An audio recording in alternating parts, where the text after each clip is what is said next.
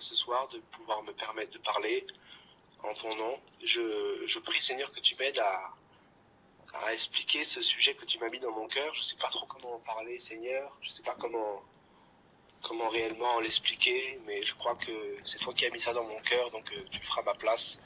Je prie, Seigneur, que tu parles à ma place et que tu ouvres les yeux sur ta lumière, Seigneur.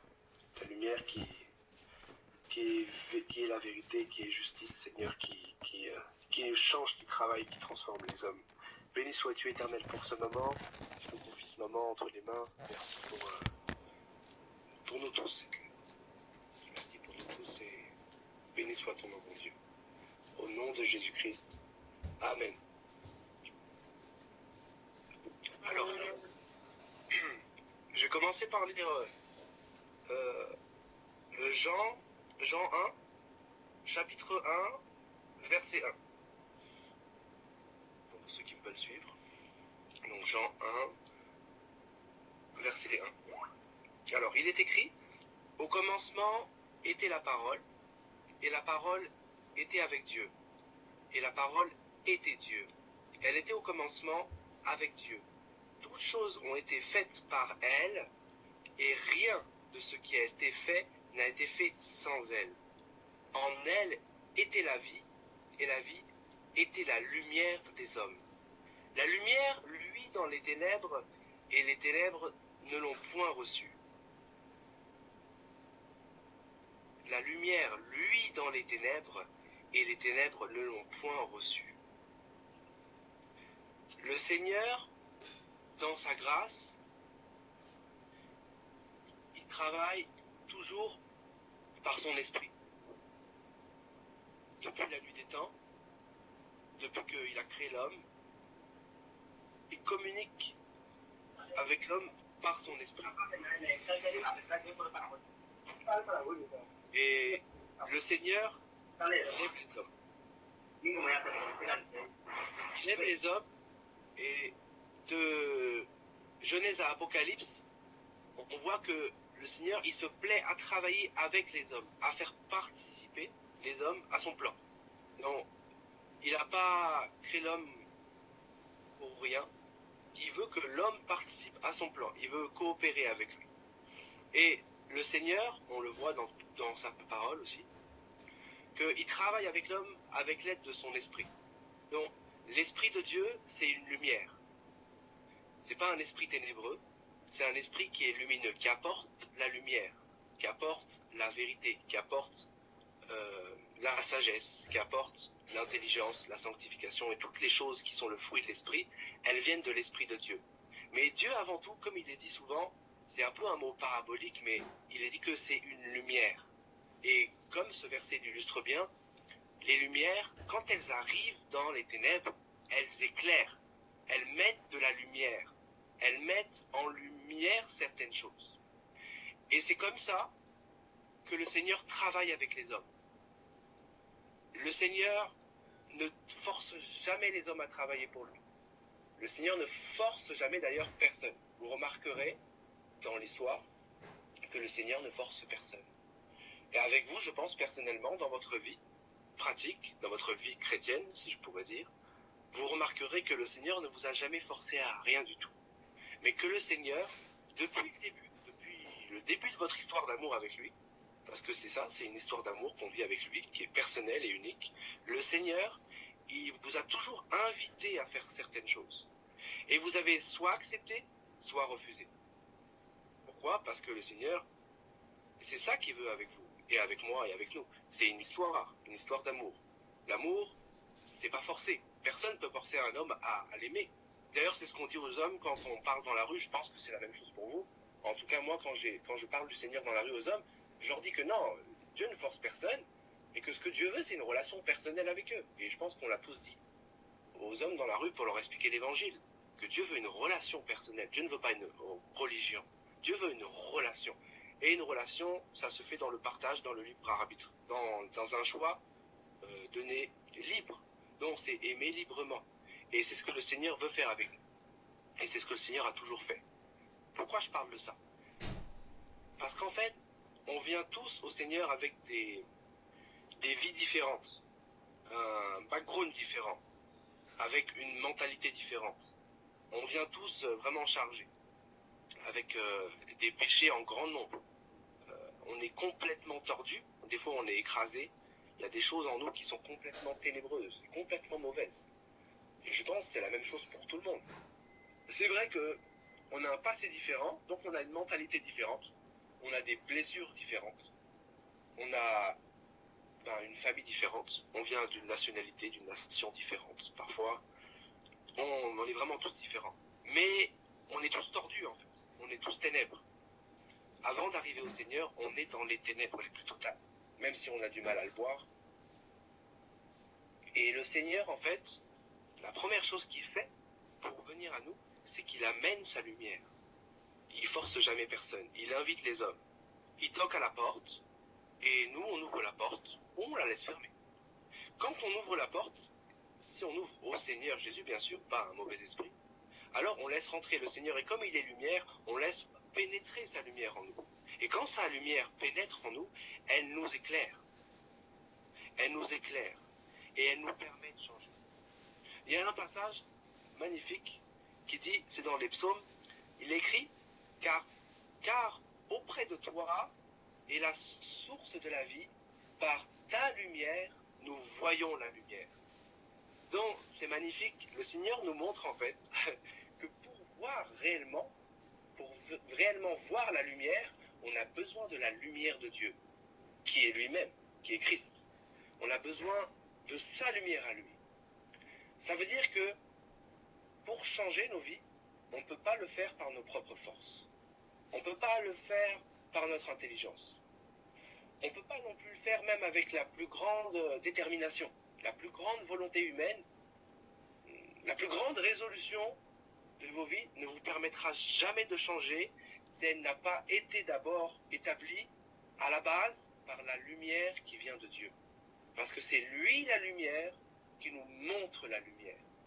Et comme on l'a vu au chapitre 1, verset 1, en commençant par le verset 1, de Jean, je relis au verset 4, c'est marqué « En elle était la vie, et la vie était la lumière des hommes. La lumière luit dans les ténèbres, et les ténèbres ne l'ont point reçue. » Donc, le Seigneur, il travaille avec son esprit.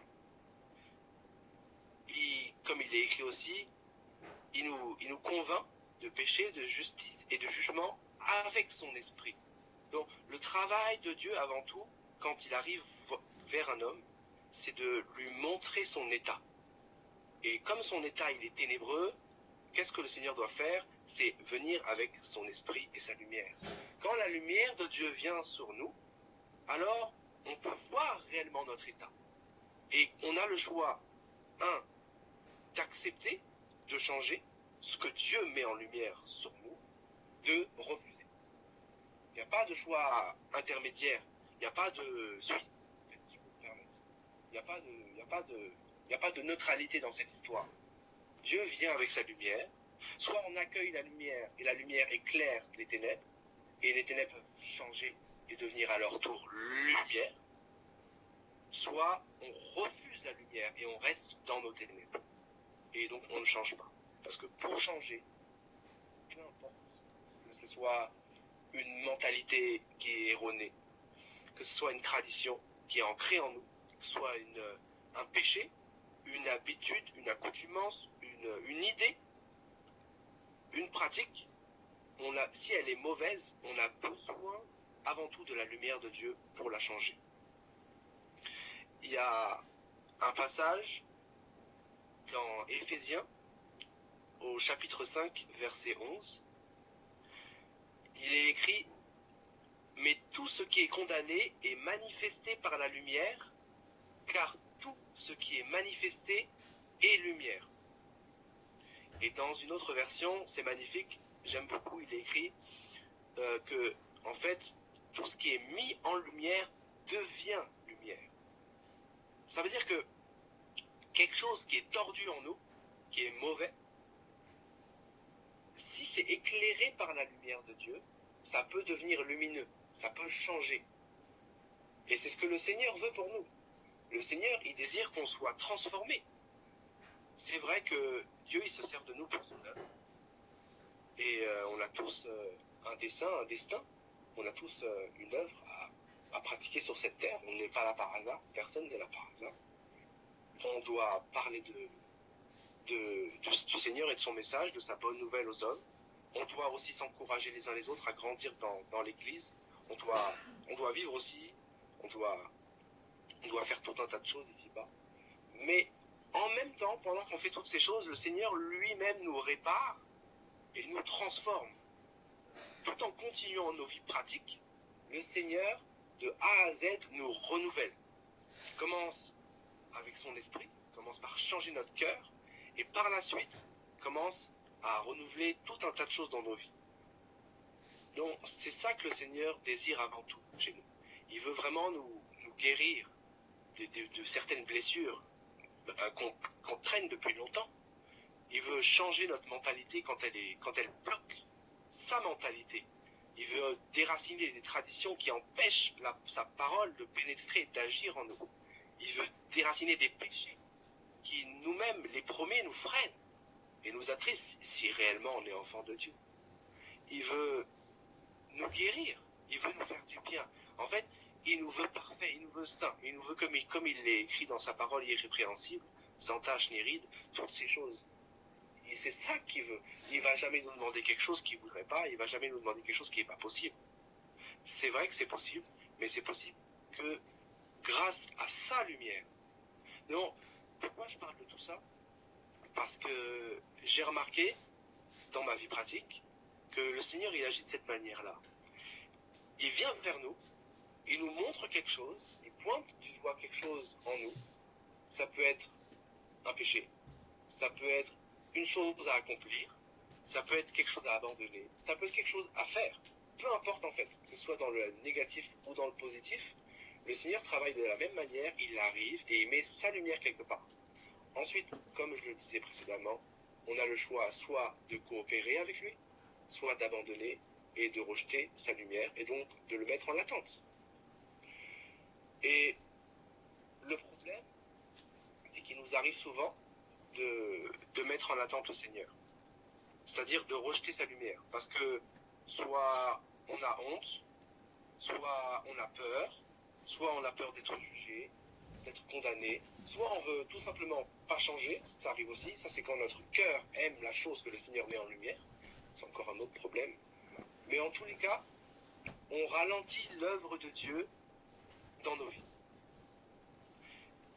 Et pour nous tous, il y a un plan. Le Seigneur n'agit pas de la même manière pour tout le monde. Il agit avec les mêmes méthodes, avec son esprit, mais pas de la même manière. Parce qu'on est différent. Et parce que ça lui plaît d'agir différemment. Il est Dieu et il fait ce qu'il veut.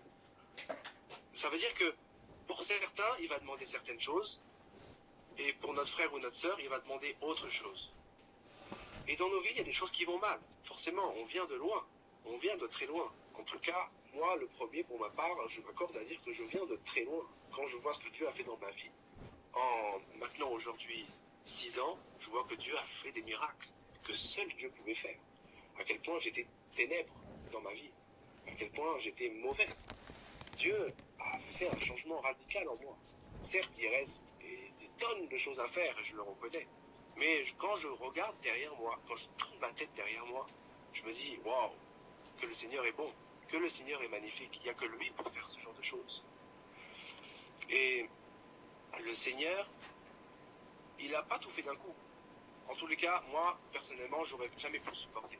J'aurais jamais pu supporter que le Seigneur pointe tout du doigt et qu'il me demande de tout changer. Ben, j'avoue que ça aurait été impossible pour moi. C'est pas comme ça que je fonctionne avec lui. Et je crois que, en tous les cas, c'est pas comme ça que le Seigneur fonctionne de manière véritable. C'est-à-dire que le Seigneur, il a un rythme avec chacun d'entre nous qui est différent. Moi, à ma conversion, en tous les cas, quand j'ai donné mon cœur à Dieu, quand je lui ai dit d'accord, quand je lui ai dit oui, il a commencé à pointer du doigt certaines choses avec son esprit. Et une fois que ces choses ont été pointées, j'ai eu le choix soit de les abandonner, soit de les garder. Il n'a pas pointé du doigt toutes les choses en même temps. C'est-à-dire que moi, à ma conversion, j'ai pas fait comme certains font, et ce qui est aussi véritable. Je remets pas du tout en question cette démarche, cette pratique. Je sais qu'elle est vraie. En tout cas, c'est pas la même que la mienne. Je sais que certains ont réfléchi avant de se convertir ou avant de donner leur vie au Seigneur, dirons-nous. Ils ont pesé le pour et le contre. Et ils ont dit, bon, si je donne ma vie maintenant, il faudra que je fasse ça, ça, ça, et il faudra que j'abandonne ça, ça, ça. Il faudra peut-être que je fasse ci, ça, et puis ça, je pourrais plus le faire, et ainsi de suite. Ils ont eu une réflexion en eux-mêmes. Je dis pas que c'est mauvais, et puis c'est arrivé pour certains qui sont très sincères d'avoir eu ce déroulement, ce cheminement-là. Je crois que c'est vrai. En tout cas, pour moi, ça n'a pas du tout été comme ça. Je me suis pas posé 400 000 questions. Moi, quand j'ai entendu l'évangile, j'étais tellement heureux que quelqu'un m'aime et me pardonne, j'ai dit oui tout de suite. Quand j'ai entendu le véritable évangile, je parle, pas l'évangile mélangé des catholiques et compagnie, ou toutes les choses qu'on pourrait entendre, quand j'ai entendu que Dieu m'aimait, j'ai dit oui. Mais quand j'ai dit oui, j'étais encore dans les ténèbres les plus complètes. Mais il y a quand même une lumière qui est rentrée en moi. Et j'ai continué à vivre de la même manière que je vivais avant dans le péché. Je me suis pas dit, ah c'est bon, maintenant j'appartiens à Dieu, j'ai accepté l'évangile, il faut que je change ma vie. Pas du tout. J'ai continué à vivre de la même manière, mes frères et sœurs. Je faisais les mêmes soirées, je buvais mon alcool, j'avais mes cigarettes, j'étais dans la fornication et compagnie, et je passe. Des choses qui aujourd'hui me paraissent folles. Avec le recul, ça me paraît complètement fou quand j'y pense. Mais sur le coup, pour moi, c'était tout naturel de baigner dans les ténèbres. J'étais ténèbres. Donc pour moi, c'était normal. Mais le Seigneur ne m'a pas tué sur le coup. Le Seigneur ne m'a pas demandé, m'a pas condamné. Non. Mais il a pointé du doigt certaines choses petit à petit. Et dès lors qu'il a montré une chose dans ma vie qui allait mal, alors je l'ai abandonné. Quand il a commencé à me montrer que, ah Victor, tu fumes, mais c'est mauvais en fait, t'es en train de détruire ton corps, donc t'es en train de détruire mon corps. Là, j'ai commencé à pleurer. Et j'ai commencé à me dire, mince, comment je me débarrasse de cette drogue? Comment je me débarrasse de cette chose-là qui me lie, qui me détruit? Et là, j'ai commencé à avoir la tristesse de Dieu. Et là, j'ai abandonné ça. Pourquoi? Parce que le Seigneur a pointé du doigt avec sa lumière, et moi, j'ai décidé de coopérer avec lui. J'ai coopéré parce que c'était le temps d'arrêter, parce que c'était le temps où Dieu m'a montré ça, Victor, tu dois arrêter maintenant. Mais je ne l'ai pas arrêté avant qu'il me l'ait montré. Ça aurait été de la religion, ça aurait été un échec. J'aurais tenté du moins d'arrêter par mes propres forces. Et c'est ce que beaucoup ont fait, souvent. On tente de faire des choses par nos propres forces, sans que le Seigneur nous ait demandé de le faire. C'est vrai que c'est pas mal, ça n'aurait pas été mal d'arrêter la cigarette avant. Certains le font, certains qui ne connaissent pas Dieu arrêtent la cigarette avant le temps. Quand je parle de la cigarette, comprenez-moi, je parle de tout un tas de péchés. J'aime bien prendre cet exemple parce que c'est l'exemple le plus frappant. Mais quand j'ai arrêté la fornication, c'était pareil. Quand j'ai arrêté l'alcool, je me rappelle, j'étais en pleine soirée, j'avais un verre d'alcool avec mes amis, je buvais. C'était quelques jours après ma conversion. Et puis je les ai entendus raconter certaines choses et ça m'a fait mal aux oreilles. Et puis je me suis vu avec le verre d'alcool, je sais pas, je me suis mis à pleurer. Il y a un truc en moi qui était triste. Et je me suis dit, oh mince, je suis en train d'attrister quelque chose dans mon cœur. Et en fait, c'était le Saint-Esprit. Et puis le Saint-Esprit m'a dit, Victor, ça tu dois arrêter. Alors j'ai arrêté.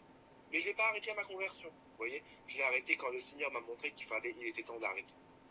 Donc j'ai coopéré avec Dieu. Quand Dieu m'a montré, a pointé du doigt la chose qui devait se stopper, qui devait être déracinée, qui devait être éradiquée, alors j'ai coopéré et cette chose est partie.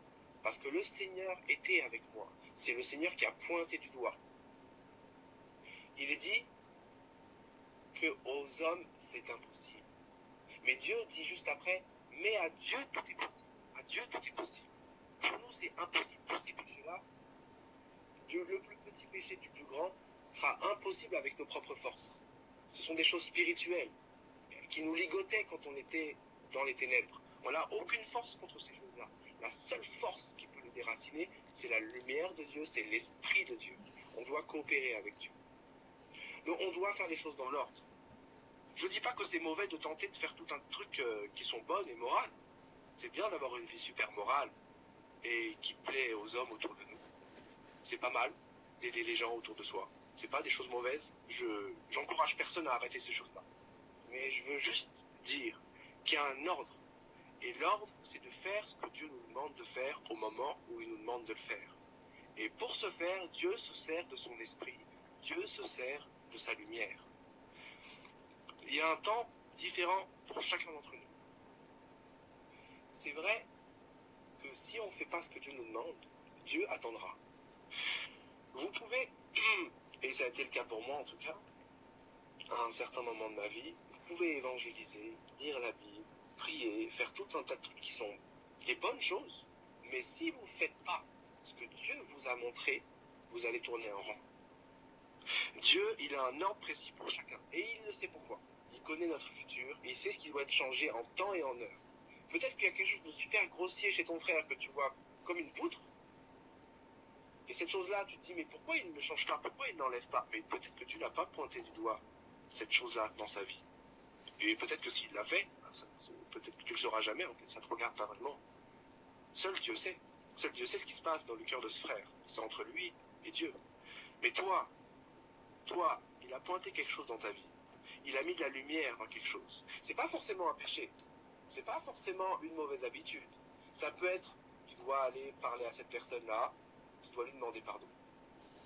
Ça peut être cette chose-là que tu pratiques régulièrement, maintenant il faut que tu arrêtes. C'est pas mauvais, tu passes beaucoup de temps dessus. C'est pas une mauvaise chose, moralement, mais Dieu souhaite que tu arrêtes, et tu le sais parce qu'il a mis sa lumière là-dessus. Peut-être qu'il n'a pas mis sa lumière sur ton voisin, qui est aussi ton frère, sur cette même chose, mais Dieu sait pourquoi. Ton frère, il n'est pas à la même classe que toi. Peut-être même pas à la même école. Vous êtes dans le même collège, c'est vrai. Vous êtes dans le même établissement, l'établissement de Christ. Vous êtes rentré par la bonne porte, du moins pas par la porte du brigand. Vous êtes rentré par la porte d'entrée principale. Jésus vous a ouvert la porte de son collège. Il y a différentes salles de classe là-dedans. Il y a différents horaires de cours.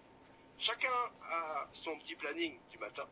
Chacun sait où il doit aller. Parce que le Seigneur a mis la lumière en chacun d'entre nous. Pour vous dire, toi, de 8h à telle heure, tu vas là-bas. Toi, de 5h à telle heure, tu auras cours là-bas. Et en fait, on a tous un planning différent. C'est pour ça c'est pas une bonne chose de se critiquer les uns les autres. C'est pas une bonne chose de chercher à pointer du doigt son frère ou sa sœur pour telle ou telle chose. Parce que on n'est pas au même cours, au même moment. On n'a pas la même matière au même moment. Peut-être que tu croises ton frère ou ta sœur dans les couloirs du collège. Donc quand tu le vois, tu te dis, mais pourquoi il a une mauvaise note dans cette cour? Pourquoi il fait telle chose? Pourquoi il fait pas ça, lui? Mais lui, il a aussi son cours à pratiquer. Laisse-le tranquille. Toi, occupe-toi de ce que le Seigneur a mis dans ta vie. Le Seigneur a mis la lumière sur certaines choses pour toi. Peut-être que ton frère, il dépense beaucoup d'argent, et toi, tu comprends pas, parce que le Seigneur, il n'arrête pas de mettre de la lumière sur toi, il te demande de faire des économies, ou il te demande de faire attention à ce que tu dépenses.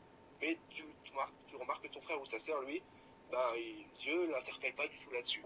Mais peut-être que toi, dans 5 ou 10 ans, tu vas devoir gérer, tu vas faire de la gestion, tu vas devoir gérer beaucoup d'argent, et le Seigneur attend de toi du sérieux à ce niveau-là. Et peut-être que pour le frère que tu pointes du doigt, lui, le Seigneur attend autre chose. Peut-être que lui doit traiter sa colère, parce que lui devra être confronté à certaines personnes auxquelles toi, tu ne seras pas confronté. On a tous des cours différents. On est au même collège, on est rentré par la même porte, mais le Seigneur a un planning personnalisé pour chacun d'entre nous. Et le Seigneur se sert de sa lumière, de son esprit, pour pointer du doigt ces choses-là une par une. Donc mon frère, ma sœur, si le Seigneur, il a pointé du doigt dans ta vie quelque chose, il faut que tu le changes. Peut-être que c'est même quelque chose que tu as laissé depuis très longtemps en suspens. Peut-être que tu l'as laissé en suspens, c'est caché, enfoui dans ta conscience, et que toi, tu fais certaines autres choses à la place, qui ne sont pas des mauvaises choses. Mais il y a une chose que ça j'en suis sûr, parce que c'est la même chose pour tout le monde, c'est les mêmes règles avec Dieu, qui va continuer à pointer du doigt la même chose, cette chose-là. Et tant que tu ne l'auras pas traité, tant que tu n'auras pas accepté de changer, d'abandonner ou de coopérer avec ce qu'il te demande de faire, tu vas ralentir jusqu'à la fin dans la mélasse. Tu vas même redoubler. Tu vas même faire des heures de colle. Et à la fin, tu auras des mauvaises notes. Alors que tu pourrais réussir. Tu as le meilleur des professeurs. Il est bon, il est humble de cœur. Il est patient, il est lent à la colère. Il est vraiment magnifique. Notre professeur, mes frères, on a le meilleur professeur qu'on pourrait avoir, le meilleur professeur personnalisé. Il est présent du matin au soir. Même quand on dort, il est là. Même quand on dort, il nous enseigne par des rêves et des songes. Quand on se balade dans la nature, il nous parle. Quand on regarde les nuages, il nous parle. Quand on regarde les arbres, il nous explique des choses. il nous donne des paraboles, il nous enseigne. C'est un professeur particulier qui est magnifique. Et il est là 24 heures sur 24. Mais n'oubliez pas qu'il est quand même exigeant, comme il le dit. Il a une certaine exigence et il aime le travail bien fait. Donc on ne pourra pas l'avoir à l'envers. C'est vrai que peut-être, je ne sais pas pour vous, moi j'étais un peu une catastrophe en cours. J'étais quelqu'un d'assez turbulent. Peut-être que ça ne se voit pas aujourd'hui parce que le Seigneur m'a calmé, mais j'ai fait beaucoup de bêtises dans le passé. Et je sais qu'on peut mettre à l'envers, comme on dit, nos professeurs. On peut faire des choses qu'ils ne voient pas, forcément. Mais Jésus, on ne peut pas, ça ne marche pas avec lui. Il voit tout. Il nous connaît à l'avance. Avant même qu'on ait pensé faire la bêtise, il nous a déjà vu. Et il nous reprend. Comme il le dit, le Seigneur reprend celui qu'il aime. Et s'il est si exigeant avec nous, c'est qu'il attend beaucoup de choses de nous. Parce qu'il nous aime. Comme je le disais tout au début, c'est une histoire d'amour avant tout. Le Seigneur, s'il veut nous nettoyer, s'il veut nous façonner, s'il veut nous faire du bien, s'il veut nous guérir, s'il veut nous tapisser, s'il veut remettre droit ce qui est tordu en nous, c'est pour nous faire du bien. Et aussi pour son plaisir, parce qu'on est son œuvre. Le Seigneur se plaît à transformer un homme de A à Z et à recommencer avec un autre homme et à recommencer avec un autre de génération en génération. Ça plaît au Seigneur de faire ça, de prendre quelqu'un dans les ténèbres les plus complètes, d'éclairer avec sa lumière et que l'homme, lui, change. Mais le Seigneur a besoin aussi qu'on coopère. Il ne nous forcera jamais, il met la lumière et nous, quand la lumière arrive, on peut soit coopérer, travailler main dans la main avec lui, changer ce qu'il met en lumière, abandonner ce qu'il met en lumière, avec sa force, avec sa puissance, en son temps. Et si on le fait, on sera béni. On sera béni, on changera vite, beaucoup plus vite qu'on le croit. Dieu peut faire des miracles, très rapidement, des choses folles, il peut le faire, il est capable.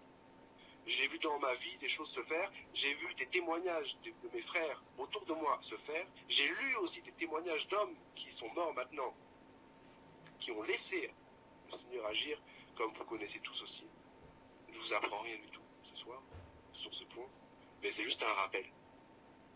C'est pour dire que c'est important de faire ça en temps et en heure. Donc, ma prière, vraiment, ma prière la plus sincère, c'est que après ce message, on fasse tous une prière simple, parce qu'elle sera différente pour chacun. C'est qu'on demande au Seigneur sincèrement ce que Dieu attend de nous aujourd'hui. Demandez simplement à Dieu, Seigneur, qu'est-ce que tu attends de moi? Il y a des choses peut-être que j'ai mis en suspens, il y a des choses que j'ai mis de côté, tu m'as parlé, mais j'ai étouffé. Je sais que c'est toi qui m'as parlé, mais ça fait mal, c'est dur à faire, c'est compliqué à faire. C'est parfois ce qu'on fait. Moi, ça m'est arrivé, je me souviens, le Seigneur m'avait demandé de demander pardon à mon ancien patron, il y a 10 ans, avec qui je travaillais il y a 10-15 ans de ça.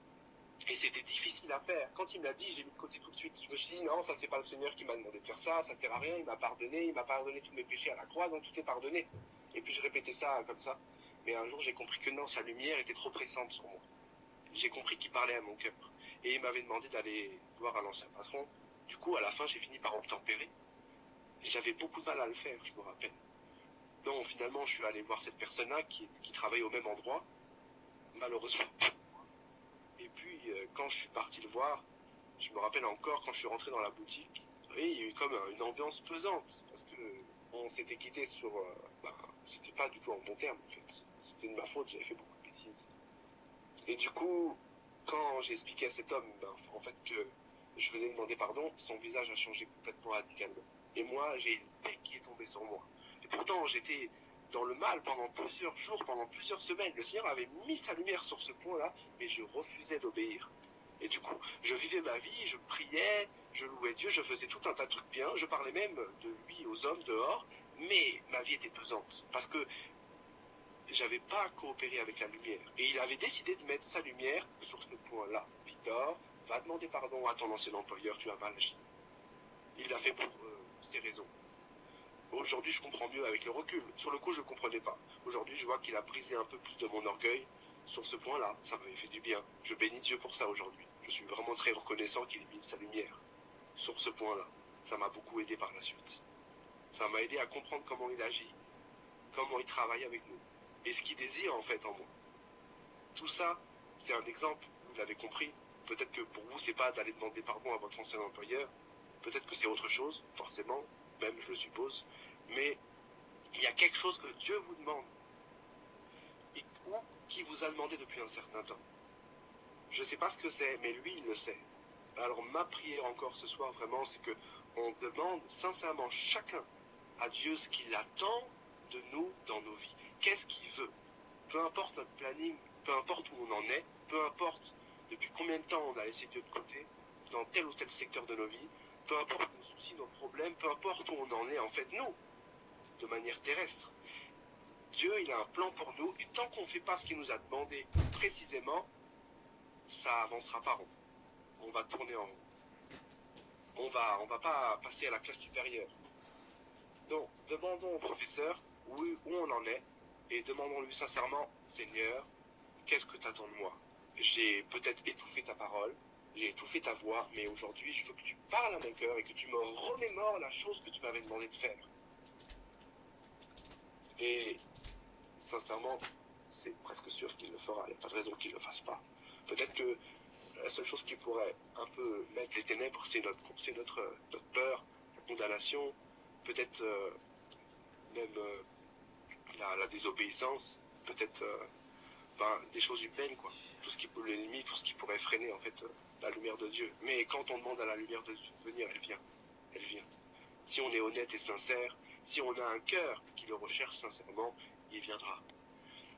Le Seigneur ne met jamais dehors celui qui vient à lui. Jamais. Donc venons à lui sincèrement, demandons-lui sincèrement et il nous bénira. Voilà, merci beaucoup de m'avoir écouté. J'espère que ça vous a parlé, que le Seigneur vous a parlé ce soir. Amen.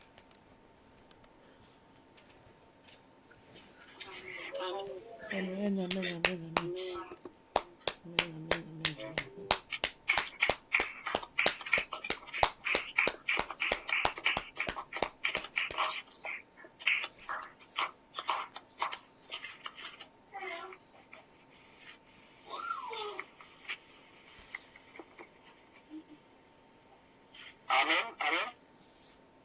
Amen. Amen.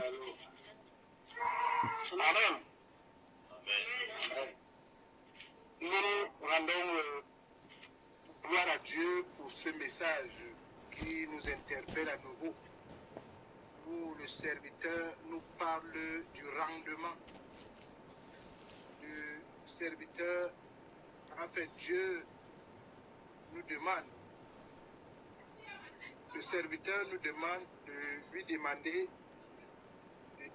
à Dieu, que chacun de nous demande à Dieu ce qu'il attend de lui. Et pour cela, nous avons besoin d'être coopératifs, nous avons besoin d'être flexibles à la volonté de Dieu, à ce que Dieu attend de nous.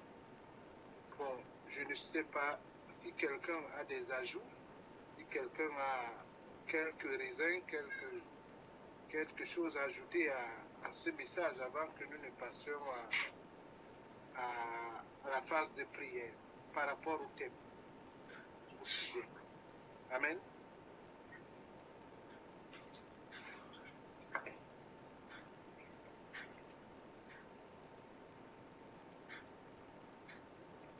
Amen.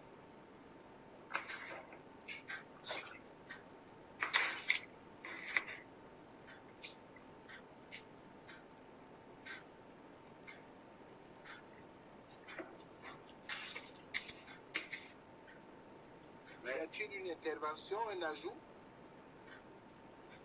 Amen. Amen. Amen. Bonsoir à tous. Bonsoir. Bonsoir, serviteur Jean-Claude.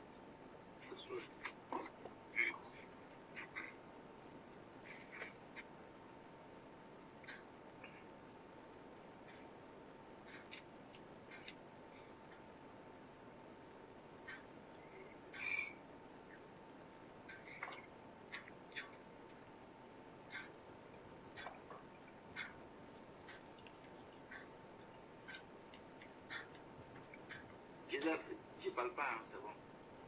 Ah, ok. Bon, s'il n'y a pas d'intervention, d'ajout, nous disons merci au Seigneur, nous disons merci à Dieu pour ce message. Et sur ce, nous allons passer à la phase de prière. Dans un premier temps, chacun de nous se connaît, chacun de nous sait sa relation personnelle avec Dieu. Chacun de nous incline vraiment ça. Et que face à cela, obéissant, nous soyons coopératifs, flexibles à la volonté de Dieu pour que ce rendement ou alors les résultats soient vraiment meilleurs.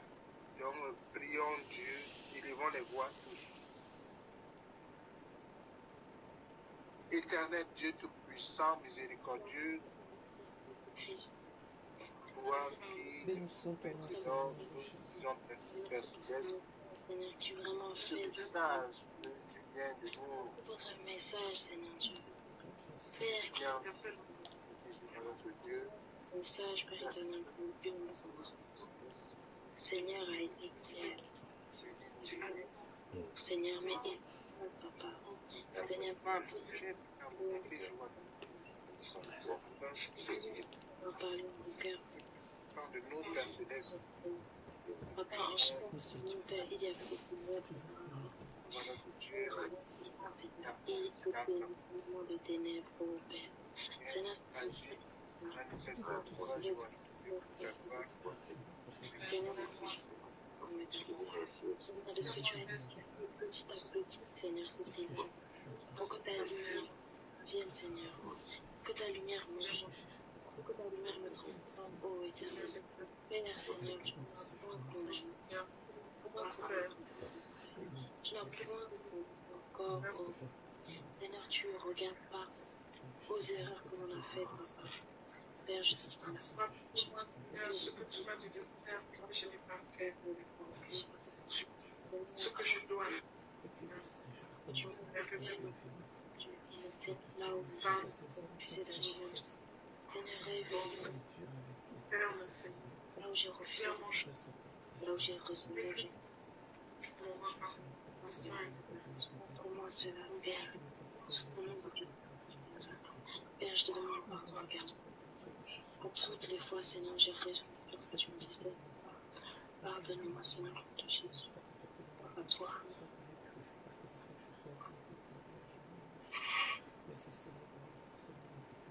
Amen. Amen.